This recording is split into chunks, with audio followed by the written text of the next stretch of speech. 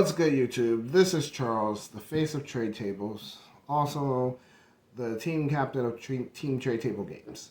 Alright, I'm here to show you guys a nice little spicy deck profile. Deck I played at the Portland Regionals May 21st, day after the release of Dimension Force. I got 13th place with this list. I was really shooting for the top 8 and ended up losing one too many games, but the list did very well. In 8 rounds, I finished X2, so 6 wins, 2 losses. And I actually think that, maybe a couple of little changes here and there, but the deck performed very, very well. So I just wanted to share this list with you guys. All right, we're going to go ahead and get started off with the main deck. All right, and we will be showing you main, extra, and side for this list. Okay, so starting off with the main deck, we played 3 Aluber. This is literally, with every branded deck, the key play. I absolutely believe that 3 Aluber for this list, especially, was 100% necessary. So, 3 Aluber was. You guys know. All you Despia players, 3 Aluber. Alright, and then rounding off on the rest of my Despia list, and you guys will see why, is I just played 1 Tragedy and 1 Dramaturge. Playing 1 Tragedy was all it was needed. This is not a pure branded Albaz deck, so I never ever needed more than 1 Tragedy. Very rarely did I ever actually use branded fusion more than once a game anyway. And when it did happen, it was maybe because the game just grinded or I opened multiples. So 1 Tragedy was literally all that was needed. Dramaturge, I did not play ad libitum, and you'll see why here shortly. Okay. So next, this is the engine for the Albaz itself, which is 2 Albaz and 1 Hexio Fusion. This engine was perfect for me. I didn't need more than 2 Albaz, and 1 I felt like was just too little. I definitely always wanted to have 2 in the deck regardless to what. So, and yes, I do play the Dragoon. This is the main reason. It was actually one of the key plays of the deck. So. On from there, Dinomorphia engine. So we did play 1, 2, 3 Theresia, and we played 1 Diplos. This is the key. This is what you want to see. You want to be able to normal summon, get to. This was played simply because I played Domain, which you guys will see shortly. And this was like a consistency purpose. I never wanted to see this card, so this only obviously always stay at 1. You never want to see it otherwise. So that was main. One of the star cards of the deck,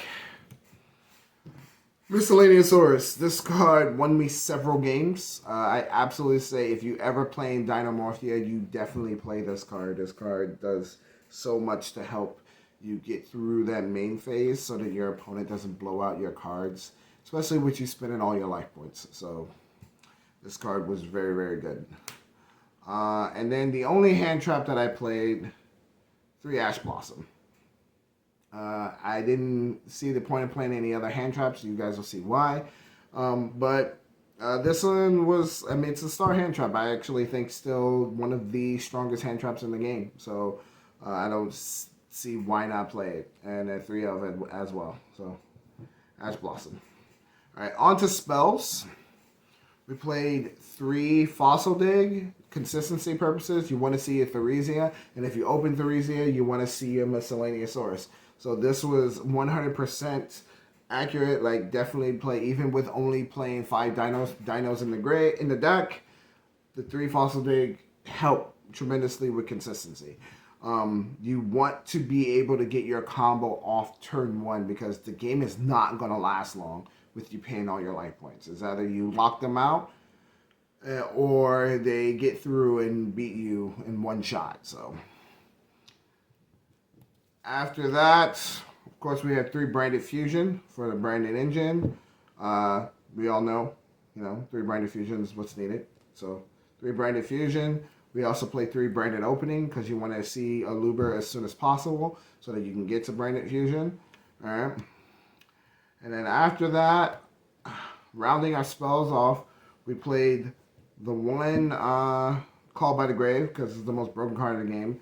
We played 2 Super Poly, another really broken card in this game. And then 2 Crossout Designators. I played 2 of these because simply I don't want to get ashed. Both engines, it hurts to get ash. So playing this helped a lot to avoid being ashed at any point in the combo. And I think 3 is too much. It's kind of bricky. You're only playing Ash Blossom as a hand trap anyway, and you have Called by the Grave. So I think 2 was perfect, and it came in clutch. Also in a lot of the branded mirror matches too. It came clutch being able to out the branded fusion another way other than using Ash Blossom. So that was good. All right, so now the trap cards. This is where things gets a bit spicy, and the reason why I played the monster lineup I did. So 2 branded banishment. The reason why I played 2, 1, I do not play branded in red, as you guys saw. Second, I don't play ad-lib, which was also, as you guys saw. A lot of times, actually, when I played my branded fusion, I did not dump tragedy. I would dump dramaturge instead. And I would, if I open the setup to banish my, the setup to basically send Albion to grave, I would search this while Dramaturge was in grave, and this becomes a super poly. On top of the fact that this card also allows you to reborn a level 8 fusion monster from the grave, which you play several, and a lot of them are key cards for your game plan to win the game. So this card, it was basically a Call by the Haunted monster reborn. Like it basically got me out of a lot of trouble. Allowed me to reborn Dragoon, Rexstrom, Mirror Jade, Draco Stapelia. It just got me out of a lot of trouble and got a lot of cards out for me. So this card is really, really good. On to the rest of the trap cards. We play 3 Dinomorphia Frenzy. This is the key card next to your branded fusion for fusion purposes. You summon your Ketradina, then summon your Rexstrom, and hopefully lock your opponent from using any monster with an attack of 2,000 or more on the board, and you just hold them at bay. This was amazing. I will, like you always, if you're playing Dinomorphia, you're always playing 3 of this card. And then the reason for playing Diplos is I played 2 Domain. This is literally the only reason why I played Diplos. I wanted more consistency of being able to get to Rex turn 1, and so I did play 2 of these. I felt like it was an okay spot. It wasn't amazing, but it did help with consistency purposes. Also, it came in handy as ash bait if I opened both of them, because I can flip this first, and if my opponent ashes, when they don't know I have the other one, then they will ash this one, and then I flip Frenzy afterwards and get to resolve Frenzy. So this card wasn't bad. I did side it out most games, but it wasn't bad. Alright, and then the next big part of the deck, counter traps. So I played 3 Strike. And inherently, this was pretty much like a pseudo crossout or Call by the Grave. Because I played mostly for the sheer fact of being able to out Ash, but they come in clutch, obviously, for outing other cards and taking out inherent summons. So it was well-rounded for me after setting up all my back row. So I 100% think 3 Strike was absolute correct. And then these star counter traps of the deck, 3 Solemn Judgment and a Sonic. Whenever I opened Frenzy or Domain and I had Theresia to summon, this was the card that I set most of the time. Dinomorphia's biggest weakness is getting blown out by spells and traps or anything that can activate in the graveyard. And this is where Strike, any monster effects I can activate in the graveyard, this is where Strike, Judgment, and Sonic came into play. allowed me to keep my cards on board, out problem cards that they played that would get rid of my Rexstrom and hold my opponent at bay. These cards were amazing, just literally fantastic. So next, onto the extra deck. All right, so with the extra deck, here's most of the one-ups. We played one Alba. I played this card thinking that I might run into a Dragon Link deck or two, and it might be a good way to just out cards Contact Fusion with my Albez. I never used it. I think I dumped it more for Mirror Jade effect than I ever actually summoned it. So I can't deny the fact that it's still a really good card to dump out of your extra deck, getting you whatever fusion that you want. So I think it'll always hold a spot in my extra deck no matter what. But it wasn't amazing. Dragoon. This was literally the boss card of the deck. So majority of my Branded Fusion resolutions was to summon this.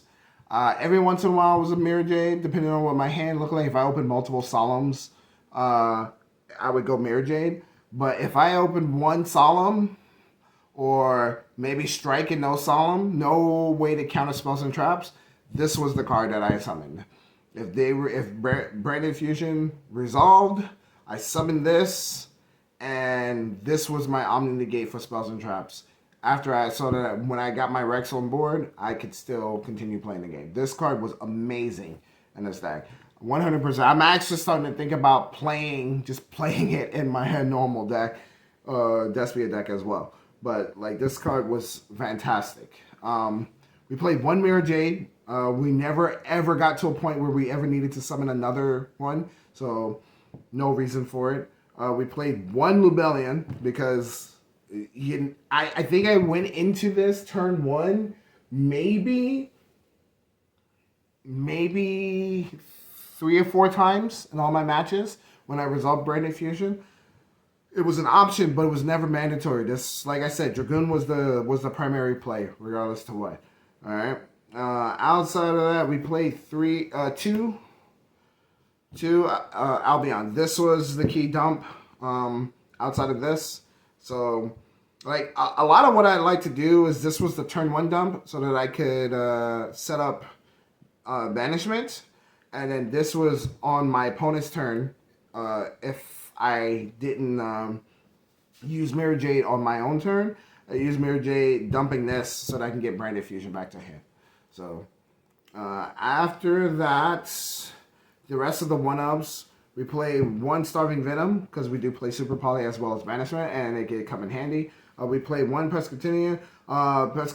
This, I never got to summon this at all, so it held a spot just in case, but it never came up. We played one Masquerade. I think I summoned this once or twice, never really came up much. Then we played one Draco Sapelia. I summoned this card a bunch. This card was nuts. It saved me a lot of matches, like especially in the grind games. So, like especially if my opponent, if I set up banishment on my turn and my opponent was playing Sword Soul or whatever the situation is, I could basically fusion the Mirror Jade away with my Dramaturge, summon this guy, and add 2 onboard negates to play through the synchros for a Sword Soul or any other synchro base deck. Alright, now onto the key extra deck cards. This is what basically won me majority of my games. This card, Dinomorphia Rexstrom. This card is freaking broken, guys. Broken. Okay, it is a pseudo skill drain on legs. Whatever your life points is, your opponent cannot activate monster effects with attack who is equal to or higher than your current life points. Just the full combo alone on summoning this card put you at 2,000 life points.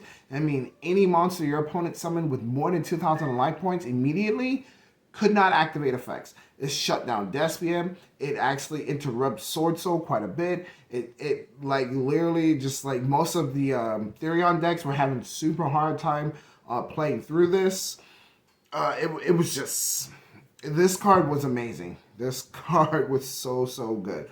On top of the fact that it's second effect, allowing you to when you, pay half your life points to make the attack of all your opponent's monsters on the field equal to your current life points. So like you could activate it because it changes the attack and activate this card in damage count and just blow out your opponent when they go to try and run over any problem card on board. So like you sitting there with a Dragoon, negate, you have other back rows to negate spells and traps. You summon this bad boy, it's majority of the time it was over, right? Just done. Okay, and then to back it up, we played 3 Ketradinas and 1 Stealthberg Bariga. We played this for the sheer fact as to play around Call by the Grave, actually. So the first Frenzy would send this and a monster from deck. The second Frenzy, because I would summon this, the second Frenzy would send this so that I could not get Called by the Grave by them banishing this. So that was like the big thing. Otherwise, it was never needed. I summoned it once or twice in a grind game when I got late into the game because of paying life points to prevent myself from paying any more life points for counter traps. That was it. Otherwise, it was never needed. And that's it for the extra deck. Onto the side, which I definitely would have made some better choices on my side deck. I think that's one of the reasons why I ended up going X2. But I mean, nonetheless, it was okay. Side deck, we played 3 Token Collector. This was decent. We played only 2 Dimensional Barrier. I think I definitely would play this card at 3 next time for sure. This card is broken, and it actually beats a lot of decks in the meta right now. It's a meta for this card at this moment. So 3-dimensional barrier for sure next time, but only 2 this time. We play 3 anti-spell. Surprisingly, this card doesn't hurt me much at all due to the fact that all my power plays were trap cards. So this is the reason why I played this 3 anti-spells. I played 2 Twister, 2 Cosmic. I did not run into any back row heavy decks. Most of my day was literally, I played 8 rounds of Despia, Therion, Sword Soul. So, no rogue decks, no Eldritch decks. So, it just, these cards just didn't really see much play. They just sat in my extra deck majority of the time. So, not to say that I wouldn't take them out, but... And then this was my other choice card, which was Regeki. I played this simply because I feared the Flunder match, and I figured this would be a nice blowout card, and I didn't play a single Flunder at all. I did not play a single Flunder deck. So... this card didn't really see much use. I did not use this. I think I sided in once or twice against Despia because it does kind of make it difficult for them to, when they go first, to make Chimera against you. So I think that's the only time I sided out. I did side it against a Sword Soul matchup too, because they weren't ending on Baron, but otherwise, this card was not good. Like I said, my side deck choices were a little off, and I worried about matchups that I did not see at all, and so I think that's what kind of hurt me the most. But otherwise, this deck played extremely well. I definitely think if you guys want to check it out, it is worth trying out, and it's really, really fun. So... go out there, get some Dinomorphia Rextrums. The card is really good. I tell everybody, please don't sleep on that card. That card literally can just crush games if your opponent is not prepared for it. Just be careful how you handle your life point pay. All right. Well, this is your boy Charles, the face of Trade Tables, signing out. Peace.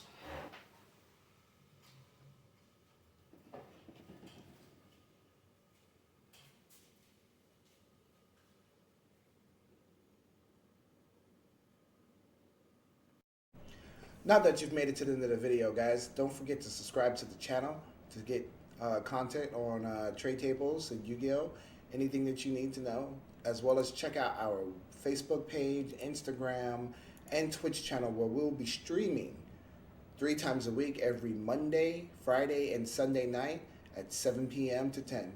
As well as that, look forward to the future of our website, TradeTableGames.com. We'll be coming here near in the future where we'll be selling Yu-Gi-Oh product for everyone to buy.